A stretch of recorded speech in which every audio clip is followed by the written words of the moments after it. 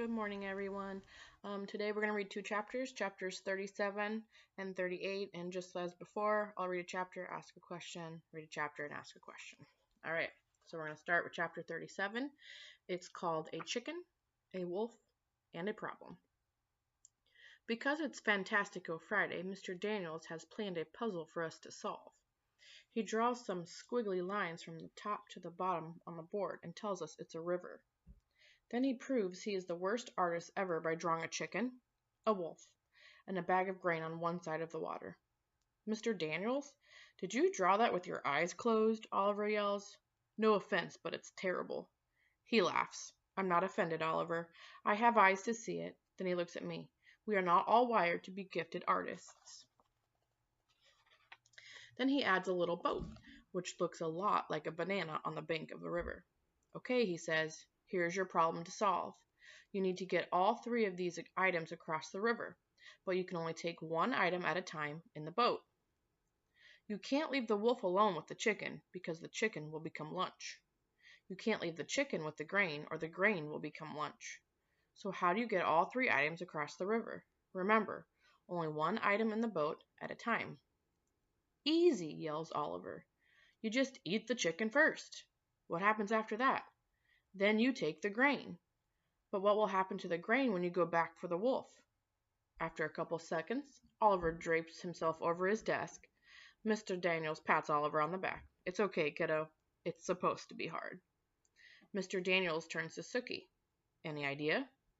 She puts her pointer finger on her chin. If you take grain first, wait. If you take wolf, she sighs and shrugs. I don't know.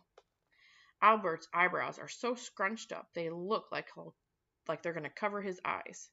Take a few minutes to try and solve this on your own. Then we'll talk about it a bit. I can't figure it out. No one can. Most kids have drawn a river and the animals like Mr. Daniels did. After a while, kids start talking to each other. I'm surprised when he doesn't tell us all to be quiet while we try to keep solving it. I tear off 3 little pieces of paper and draw the chicken on the first, the grain on the second, and the wolf on the third. I move them around back and forth across the river. The class is loud now. I pick up my 3 pieces of paper and ask Mr. Daniels if I can work in the hallway because of the noise. Sure, go ahead. I'm out there just a few minutes moving my pieces around when Shay and Jessica come out. They sit across the hall from me. I guess they came out here to work too. This is dumb, Jessica says. Tell me about it, Shay answers. Who cares about chickens and wolves or whatever? Do you know the answer, Allie? Jessica asks. Why are you asking her? Of course she doesn't know, Shay says. She whispers something to Jessica, and soon after Shay is holding up signs with words. Can you read this, Allie? I try to ignore them. I'm not going to let her see me upset. I remember, life with Shay is like playing chess. Don't get flustered. Don't make mistakes. Ah, you can't read it, can you? The baby voice doesn't bother me as much as the words themselves. I try to concentrate on solving this problem. Shay moves closer to me. Are you so stupid, Allie? You know Mr. Daniels is only nice to you because he feels sorry for you. Come on, Shay, let's go back inside, Jessica squeals. Don't come on me, Shay snapped. Whose side are you on? I'm on yours, Jessica says. But it isn't the sound of loyalty. It's the sound of fear. I stand up, go into the classroom, and go into the corner behind Mr. Daniels' desk. It's hard for me to push the sound of Shay's voice out of my head. But I remind myself that just because someone says it doesn't make it true. I concentrate on 3 pieces of paper, the chicken, the wolf, and the grain. I move the pieces of paper around on the floor. It takes me a while, but I realize that you need to make more than 3 trips. You need to take the chicken and then the grain, but take the chicken back with you and leave it while you take the wolf. Then you leave the wolf with the grain and go back for the chicken. I leap up. I got it! Keisha and Albert are surprised. So am I. Mr. Daniels comes over and I whisper the answer in his ear. Impressive work, Allie, he says. I can go around and help others for the last remaining minutes. Allie, Max says in a loud whisper. What's the answer? Come tell us how you did it. By now, Shay and Jessica come back in, and they see me helping Max. When I swing by her, Shay says in a low voice, You're still a loser, Allie, a total and complete loser. But Jessica smiles at me a bit. Mr. Daniels calls us back to our seats. Okay, That was a two-part assignment. The first was to solve the puzzle. The second was to see who would stick with it, who would work on it until it was solved. Congratulations to the few of you that did. If you are one of the many that gave up and started talking to your friends about soccer and other things, I want you to consider that no matter how smart you are, success is reached with hard work too. I can't believe it. My experience with endless frustration and having to work on things for so long has actually paid off. I guess maybe I'm having trouble is not the same as I can't. All right, so that's the end of chapter 37. And here's your question for this chapter. So Allie has finally figured out that sometimes it's just going to take more work. And this really pays off for her. Her other classmates are asking her for help. So her classmates are seeing what she's capable of doing. But how does Shay handle that? How does Shay handle Allie getting recognition from the classmates?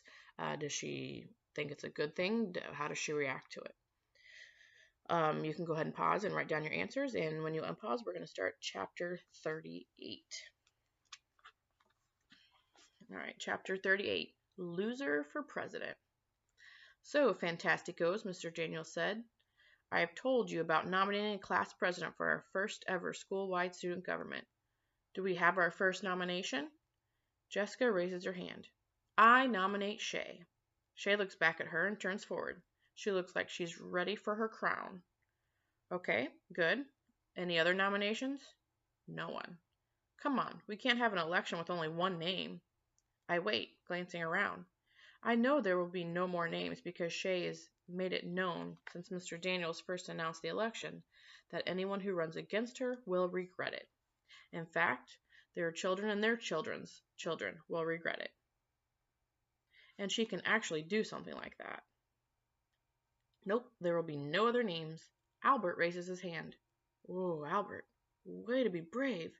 I glance back at Shay, whose eyes are now little slits. But then Albert just asks to go to the bathroom. And after waiting and prodding, Mr. Daniels finally says, I'll draw a name out of a hat or tell the council that we don't have a representative. Come on, folks, step up. Another wait. Then Shay raises her hand. Well, Shay, this is good sportsmanship. Who will you nominate?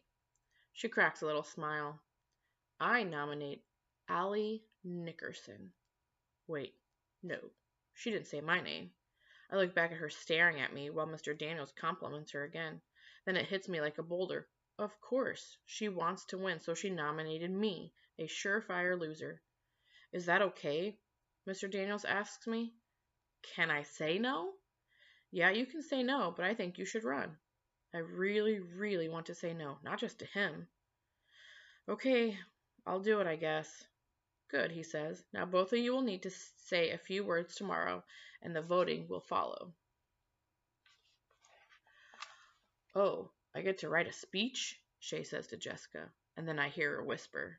I am terrified. I can't write a speech. After school, Mr. Daniels apologizes for not being able to help me today because he has class at the college. However, he suggests that I just be honest about why I want to be the president of the class. He asks if my mom can work with me that night. I tell him that she will. I know she would in a heartbeat, but I would never ask her to help with this. I would just get her hopes up. I figure I should write something down if Shay is going to. I'll look like a baby with no speech. So I sit down at our dining room table with a blank piece of paper, all bright and white and staring at me and making my head hurt. I want to ask my mom for help so bad, but if she knows I'm running for president of the class, she'll get excited. She'll want it even more than me. I'm afraid I want it too. But a mind movie shows me in the front of the class and Mr. Daniels congratulating me, and I have to admit that I really would like it. I pick up the pencil and concentrate real hard. Then I write. I press on the paper too hard, but I can't help it. It makes my hand hurt. I try to spell as best I can. It takes me an hour and a half to write 2 paragraphs. I finally go to bed praying for a high fever, the kind of sickness the whole town talks about, the kind of sickness that Albert would find super interesting, and a good reason to not go to school tomorrow. All right, so that's chapter 38. So the class selection, obviously Shay gets nominated. It kind of sounds like she is bullying other people to not nominate themselves or other people. But then Shay does this very interesting thing and she nominates Allie. Why do you think she does that? Why do you think Shay nominates Allie? And then the second question is, how does Allie feel about this?